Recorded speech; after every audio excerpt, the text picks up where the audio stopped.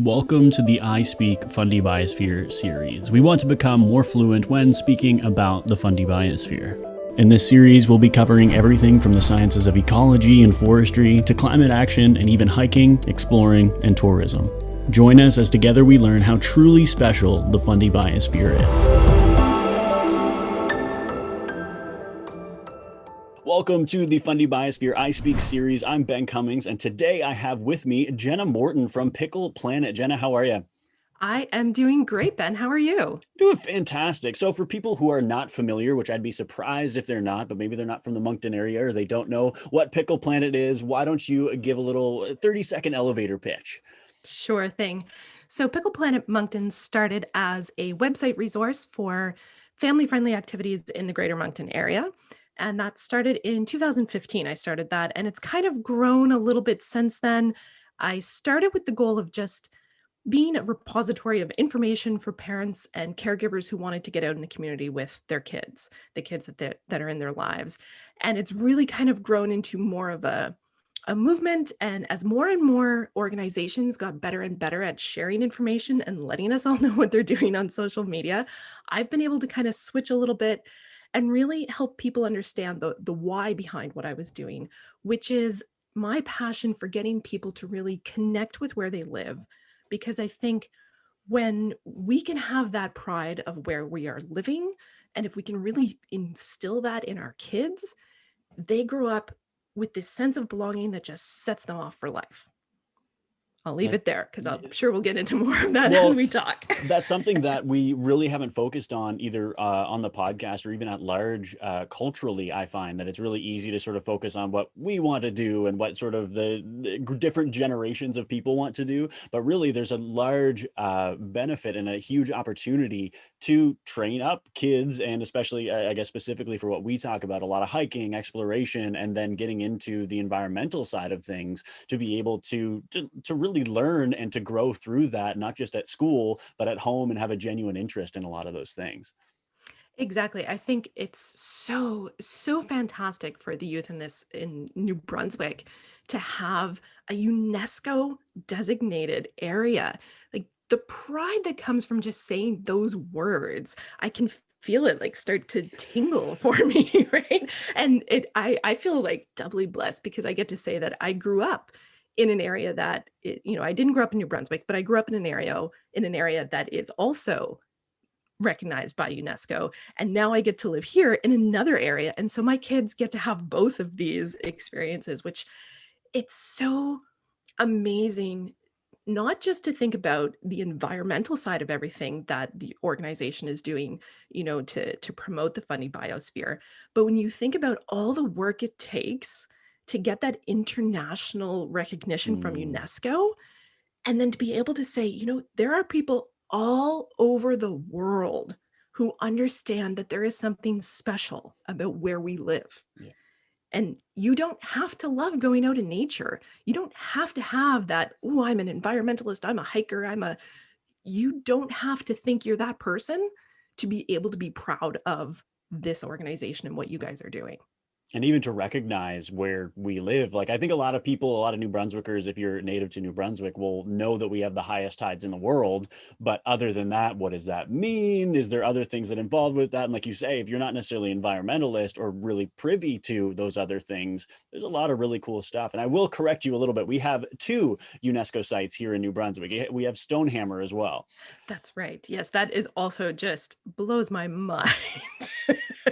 Well, it's something I'm not a geologist, so it's something that I've had a couple of podcasts now. We had the Fundy Cliffs of Fundy, and then we had the UNESCO Geopark recently, or the Fundy Geopark, and or Stonehammer, sorry. And I'm just like speechless because I don't know anything about geology. I'm a biologist by trade, so it's been learning that much and learning especially the words, because words matter in geology. So it's something that has been a big learning process for me. But what are some of the things that over the past few years, so since 2015 would be about 6 years, right? What are some of the things or some of the places you've seen that are great for families to get out and explore in the Moncton area? I think people who grew up here take for granted, the Petitcodiac River is just phenomenal. I still remember the first time that I came up to visit, and a friend of mine, he lived down towards Alma, and we went mudsliding.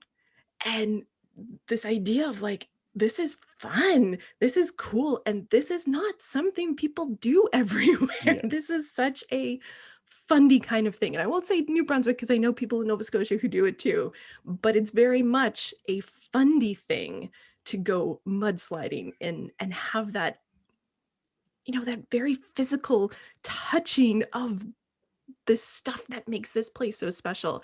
And, with my kids, I have to say, we have not done mudsliding yet, but they love going beach exploring. And so, to go to Cape and Rage and to be able to look at some of the fossils that are there and to be able to just, go down to that beach that you get to just before Cape and Rage. I know some people call it Pirate Beach, and it has those beautiful big round rocks and the wave they formed. And even if you don't understand all the ins and outs of the geology and the biology and everything, you can look in that beach and just be like, wow, something different happens with the water here for this one little beach to have all these perfectly round rocks that you can stack and play with. And, you can see the cliffs on one side and you can see the water. And it's just, oh yeah, that is definitely one of our favorite things, is just to be able to get out and be in nature and to be alongside the water and to look at those different bodies of water, right? Like the difference between a river and the ocean,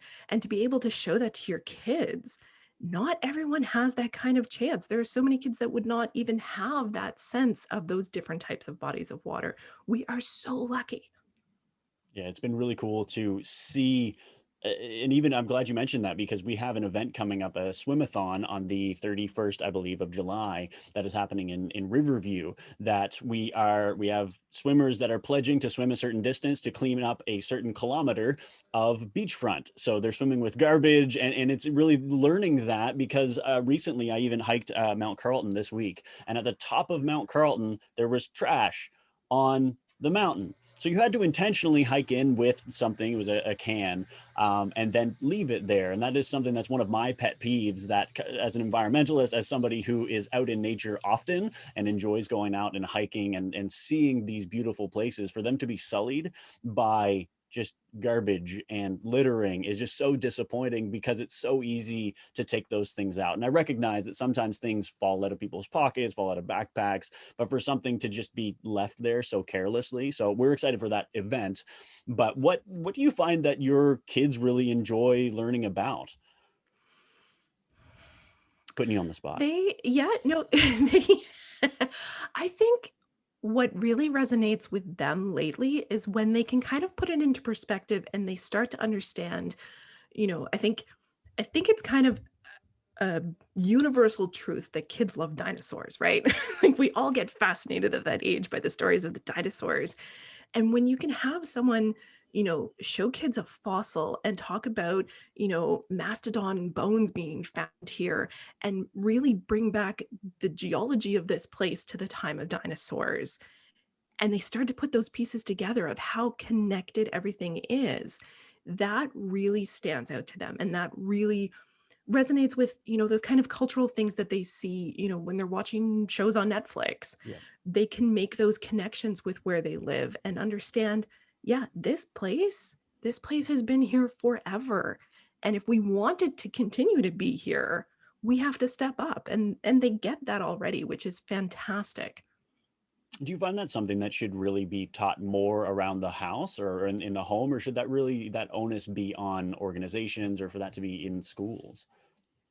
I think it's all of them, right? It's, we can't assume that every home and every family is doing those same kind of conversations, and we don't Yeah. want every family to have the same conversations. That would be boring.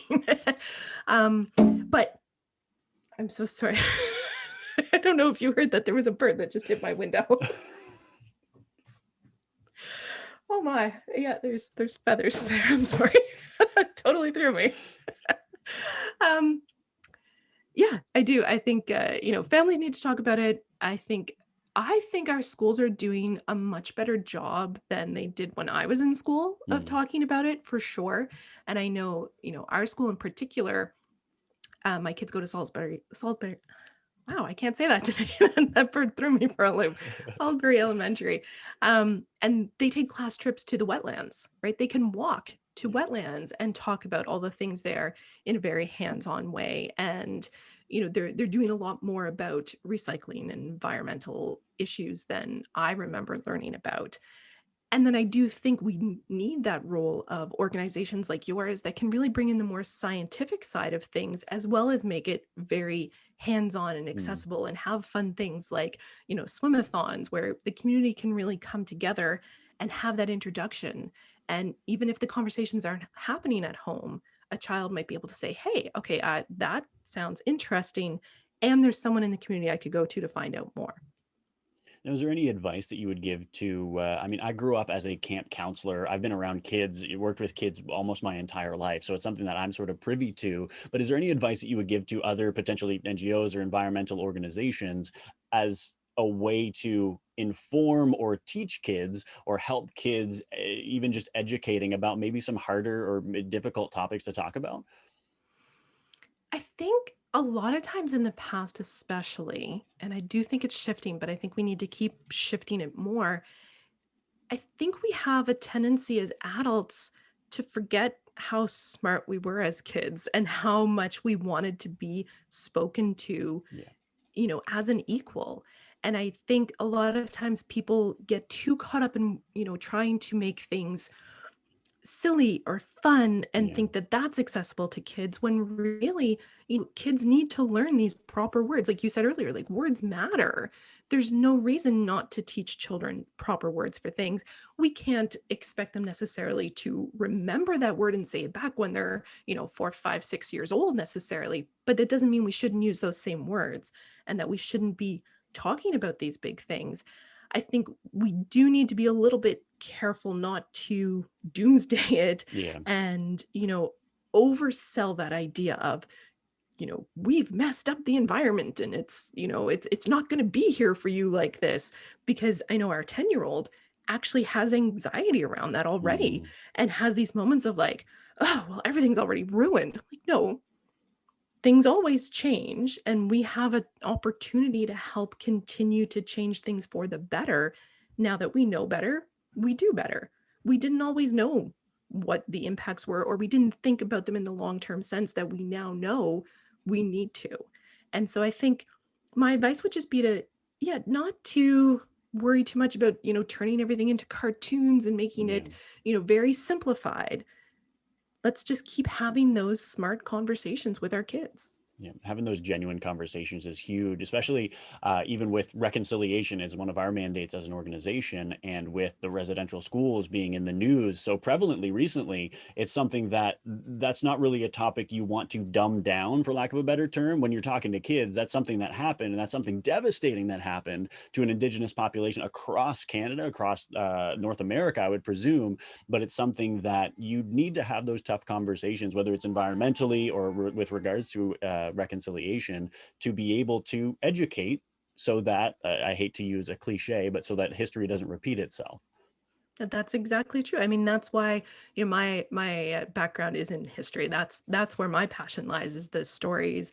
Because if we don't keep telling them, we are doomed to repeat things. We Yeah. need to keep, documenting what we've done and talking about that, the good, the bad, the ugly, all of that, if we don't want to keep making the same mistakes. And you know what? We're still going to make other mistakes.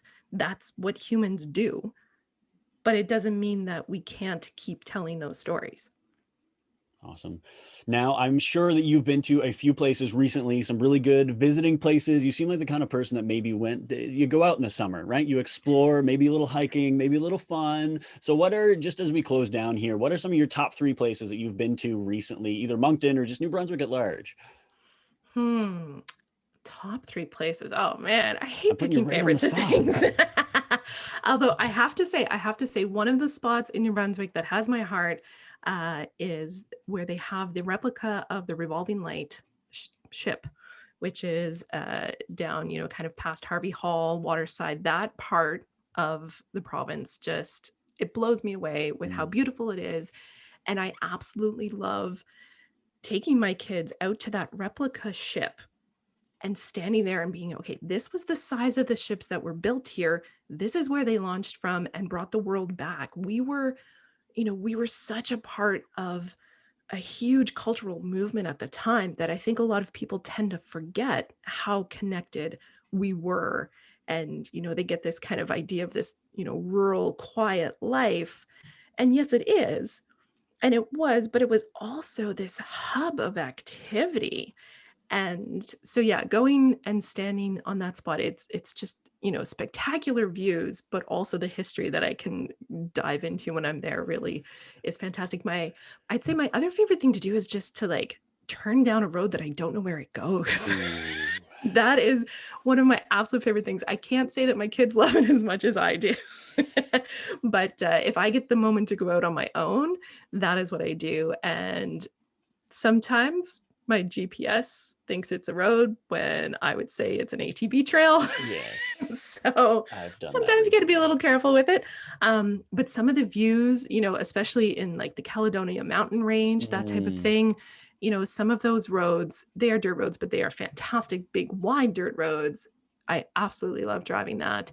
And yeah, if people are really just wanting something to get out and explore, I would say, there are so many people that are willing to share their favorite spots and all that. Now, all you have to do is ask. I would say, some of the waterfall hikes in Fundy National Park, they're very easy for families. If you have any mobility issues, if you have, little kids or you have kids who whine at you a lot, you're going to find something that's going to fit everyone's needs. And then if you have a family that is, interested in hiking and likes those longer hikes, you're going to find those there too. And some of them are those great loop hikes where, you can even maybe split off and do this, both in the same day. Yeah. And might I make a shameless plug for our amazing places as well? We've got 50 amazing places across the Fundy Biosphere, starting at Quaco Head and going all the way. Oh goodness, I don't know where the last one is. I should know that, but I've been on a journey this summer to see most of them, and I think I've probably hit almost 20 now because I did the Fundy footpath last week, and I hit a bunch along that coast that are sort of deep in that you'd really have to hike to. So if you're looking for some, there are some easier ones to be able to hike to, but a lot of them are pretty deep out there. Yes, and some of those easy ones are very accessible if you're in the Moncton area. If you head over to Riverview, Yep. I can't remember, is it on the Dobson or on the Mill Creek? There's probably one on each. I was gonna say maybe there's both. Yeah. But I know the information's out there, very easy to find if you're going, oh, Jenna, come on. But I know that's definitely one that I have been to. I just can't remember which of those trails it was on, but maybe you're right. Maybe it was both. Look, you're going to have to get a map too, print it off, and then start checking things off. That's what I'm doing. I got one printed. Actually, I got a massive one printed that I'm doing a video with soon. But Jenna, thank you so much. We really appreciate it. Where can people find more about Pickle Planet and about you? I love that. And last plug, I love maps. I love maps too. We have maps on the wall and the kids will come, where is this? Where is that? It's the best thing to do with kids, maps. So yeah, Pickle Planet Moncton. You can find us online, www.pickleplanetmoncton.com. Instagram, Facebook, same thing. Look up Pickle Planet Moncton. You'll find me there. And yeah, if you like podcasts, there's a Pickle Planet podcast.